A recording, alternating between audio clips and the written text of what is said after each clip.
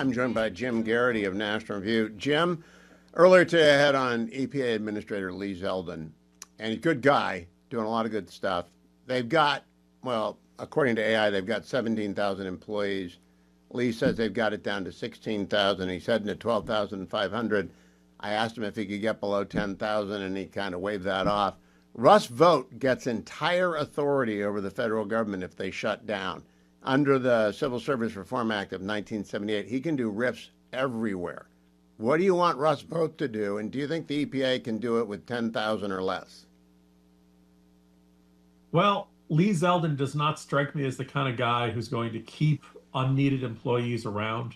I do think this was a major factor in the frustrations of Elon Musk, that he was coming in as Doge, wanted to make cuts left and right, and found that other people in the Trump administration, now that they were newly in charge of a particular federal department, were not eager to fire lots of people. Like, wait a minute, those are my employees. Wait a minute, I'm supposed to have all these people in order to achieve what my agency is supposed to do.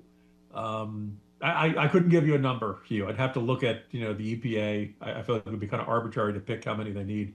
I think Zeldin it was arbitrary for me, but I was trying to push on the idea of, are we really down to being skinny? Because I think Vought, who, by the way, I'm told by John Campbell, his former boss, that Russ Vought is the smartest guy he ever hired. So he's got an axe and he's got a pencil and he's got a razor blade. I think if Chuck Schumer shuts this government, the federal employee workforce is going to be radically diminished, regardless of what the agency heads think. What do you think?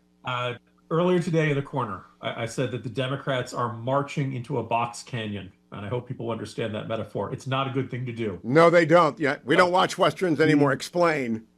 So, basically you walk into a box canyon, and you are surrounded on three sides with elevated position, making it very easy for your opponent to beat the hell out of you. Look, Chuck Schumer, by not forcing a government shutdown fight earlier this year, everybody said he was a wimp. Everybody said he was a noodle-spined squish who wasn't willing to stand up to Trump, etc. And clearly that stings Chuck Schumer. Clearly that, Democrats are running against the current leadership in the Senate primaries that are going, the nascent summer Senate primaries that are going on right now. Nobody likes that. Chuck Schumer does not like to be the punching bag. He does not like to be the piñata. So he wants to show, oh, I'm willing to have a fight. I'll show you that fight. Even though, if you have this fight, lots of federal workers, get sent home, if they're not essential. Those who are essential don't get paid until the government shutdown gets resolved. They do get their back pay. Listeners should not convince themselves that government shutdowns are a good way to save money. But they're going to, at this point, like the longest government shutdown ever was in 2018, 2019, when Trump was like, you know what, fine, I'm not giving up any ground. And, he ended up negotiating with Nancy Pelosi when she was majority leader instead of, or when the Democrats had a majority instead of when Republicans had a majority. So Trump don't get into a game of chicken with Trump.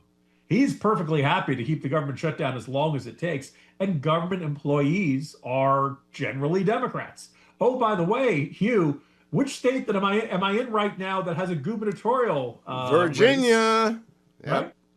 If you're Abigail Spanberger, Spanberger's ahead right now. I looked up. Who is? Abigail Spanberger is ahead in the polling. But I think a government shutdown that would start on October 1st and continue God knows when, conceivably all the way through Election Day, at a time when Senate Democrats would be the ones saying, no, we're not going to stop filibustering a spending bill. I don't know if that could cost her the gubernatorial election. It just becomes a new giant X factor. And I figure if you're Spanberger, you don't want that. You don't want this new other factor that could, have a whole bunch of Northern Virginia government employees irritated with Chuck Schumer and Senate Democrats. So I'm not going to say, oh, the government's going to shut down. This is going to make Winsome Earl Sears the governor. I just think it's a new unknown into this that if I'm Spanberger, I'd rather not have. I want to go back to Spanberger and Winsome Sears in just a second, but I went and looked up the rules on RIFs, reduction in forces. An employee must receive a notice 60 days before they're fired forever.